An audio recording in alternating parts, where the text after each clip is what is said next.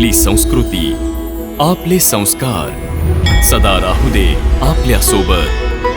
भारताच्या महान ग्रंथांचे आणि काव्यांचे संपूर्ण संकलन सबस्क्राइब करा तिलक। मी हेही बघतो आहे की या सभेत न केवळ मानव तर काही देव आणि दानवही मनुष्य रूप धारण करून आले आहेत। आज निराशेच्या अथांग सागरात बुडत असताना मला चहू दिशांना केवळ का पुरुष दिसू लागले आहेत। लज्जेने फिके पडलेले यांचे चेहरे एकच गोष्ट सांगतायत, जनका लज्जेने पीडित मरून जा, कारण की आज ही वेदभूमी वीरांची राहिली नाही। बस महाराज बस। महाराज जनक, ज्या सभेत रघुवंशाचा कोणी सदस्य बसला असेल त्या सभेत अशा प्रकारची गोष्ट बोलण्याचं कोणी साहस नाही करत, आणि आपण तर रघुकुलनंदन श्रीरामांसमोर वीरतेला आव्हान देत आहेत। कुणाचा अपमान करण्याचा माझा विचार नव्हता। घोर निराशेच्या कारण हे उद्गार निघून गेले। जर कुणाची अवहेलना झाली असेल तर मला क्षमा करा।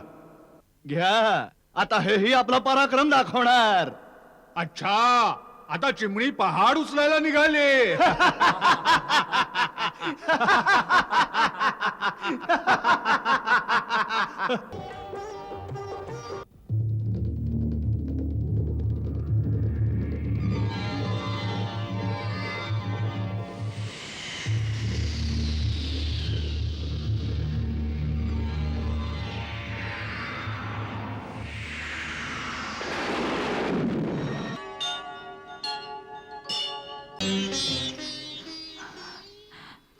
मला हीच आशंका होती, महाराजांचा पण पुरा नाही झाला तर काय होणार। मी त्यांना म्हटलं होतं की अशा राजहट्टानं काय लाभणार, ज्यानं मुलीचं जीवन पणाला लागेल। धीर धरा ताई, हा समय अधीर होण्याचा नाहीये।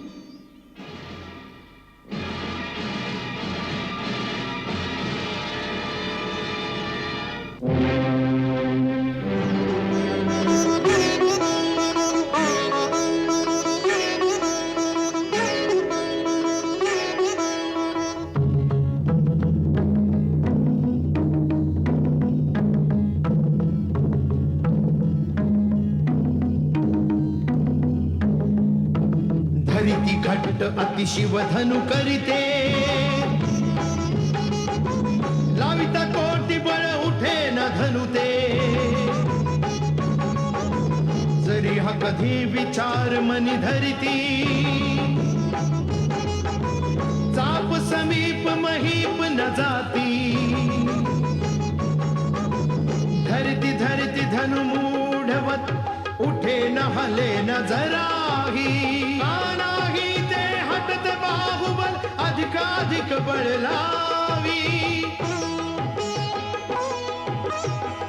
हले न हटे धनु जराही कैसे। कामी वचन सती मनु जैसे।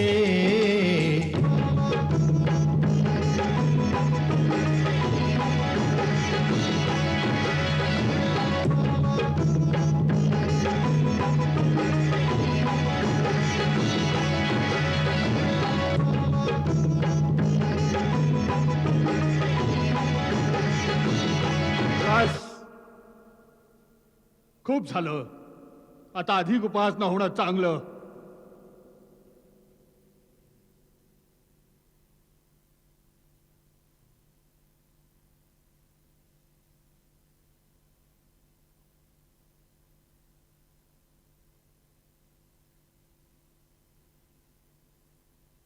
देशोदेशीचे आणि द्वीपाद्वीपाचे मोठमोठे राजे आणि राजकुमार माझा पण ऐकून या स्वयंवरास आले आहेत।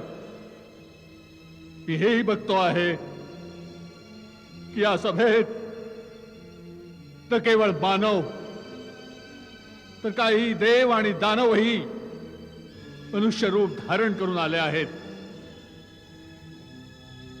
परंतु मला अति दुःखानं म्हणावं लागतंय की आपण आपल्याला पराक्रमी परमवीर शूरवीर म्हणवणाऱ्या या साऱ्या लोकांच्या गर्दीमध्ये सच्चा वीर एकही नाही निघाला.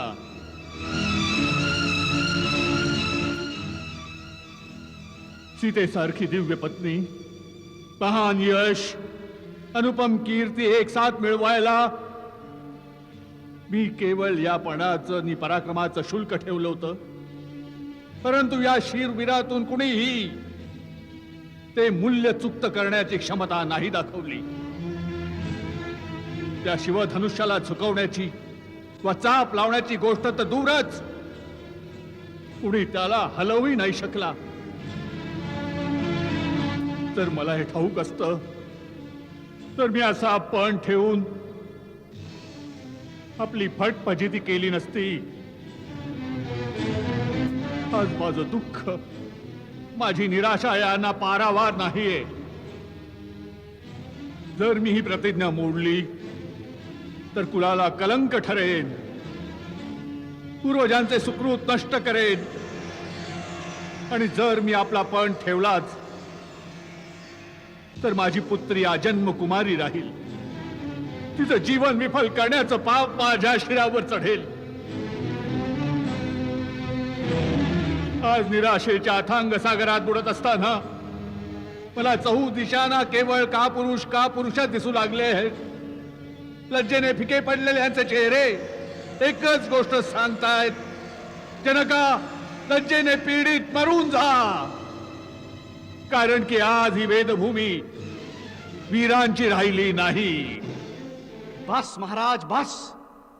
इतकी लज्जास्पद आणि अनुचित गोष्ट बोलण्या अगोदर आपल्याला हे आठवलं नाही की या सभेत सूर्यवंशी रघुकुलनंदन श्रीरामही बसले आहेत. महाराज जनक, ज्या सभेत रघुवंशाचा कोणी सदस्य बसला असेल त्या सभेत अशा प्रकारची गोष्ट बोलण्याचं कोणी साहसही नाही करत. आणि आपण तर रघुकुलनंदन श्रीरामांसमोर वीरतेला आव्हान देत आहेत. आपण याचा परिणाम जाणता. मला माझ्या दादांच्या चरणांची शपथ, जर माझे गुरु मला आज्ञा देतील तर हे जीर्ण शिवधनुष्य काय चीज आहे, मी पूर्ण ब्रह्मांडाला चेंडू प्रमाणे उचलून अशा प्रकारे आपटेन की त्याचे तुकडे तुकडे होतील. लक्ष्मणा, मला क्षमा करा दादा. मला आपला अपमान सहन नाही झाला. मला आज्ञा द्या, म्हणजे महाराज जनकांच्या अपमानजनक शब्दांचं समुचित उत्तर देऊ शकेन. शांत हो, शांत हो वत्सा. आपल्या आसनावर विराजमान हो.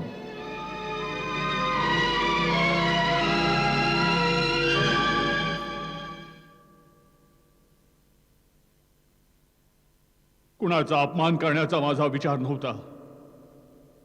घोर निराशेच्या कारण हे उद्गार निघून गेले. जर कुणाची अवहेलना झाली असेल तर मला क्षमा करा.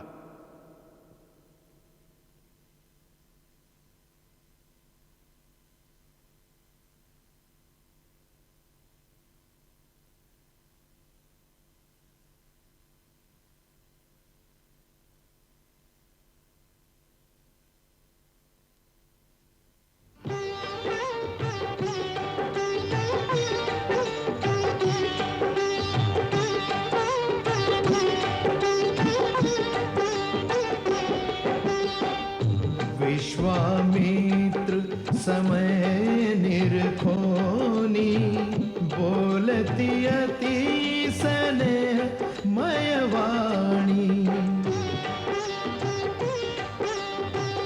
उठी रे राम भंजन करिता पा. नाय नाट कर जनक परितापा. ऐकुनी वचन चरणी शिर नमवी. हर्ष विवाद मुळीना प्रभु विरवी. सहज ही जाय सकल जग स्वामी. करण्याभंग शिवधनुष ते नामी.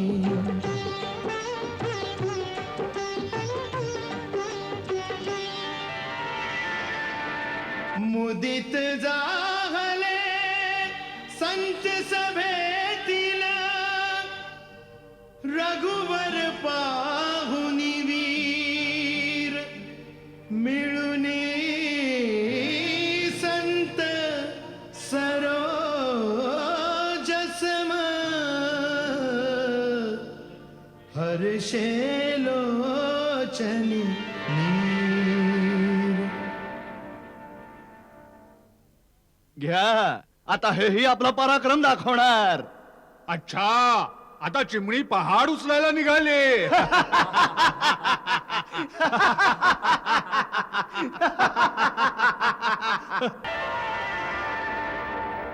राम विलोके जन दरबारी चित्र जणू ते सारे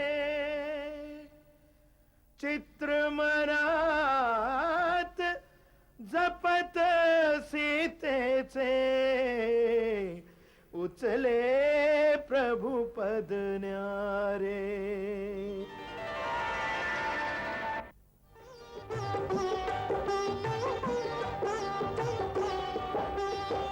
मिळो जान किस वर मन भावन हो वो मना जोगते हे मिलन. अशंका मनी काही दाटे समय चुकोन हेची मनी वाटे. मग प्रभु राम जानकीस बघती रघुकुल तिलक अभय जणू देती. गुरुस प्रणाम मनोमन करुनी अति सहजी उचली ती धनु धरुनी.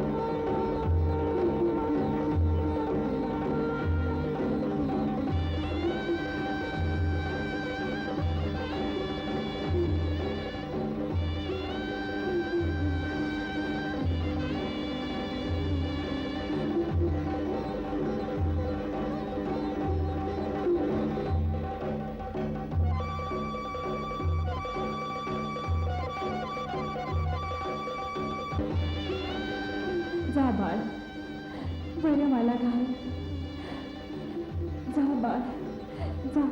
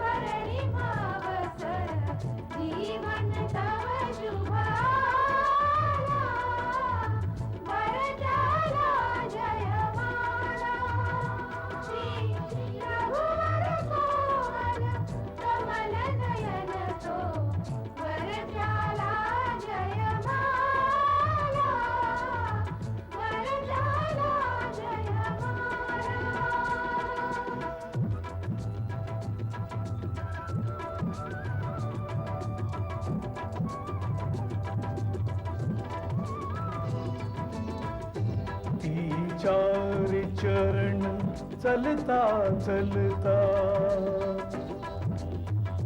श्री रघुवर नजिक अशी जाई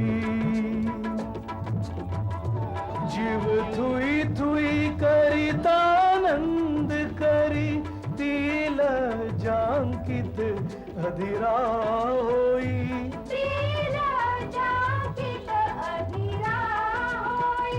श्री राम चकित चित त्या सीतेचा अद्भुत मोह मनाला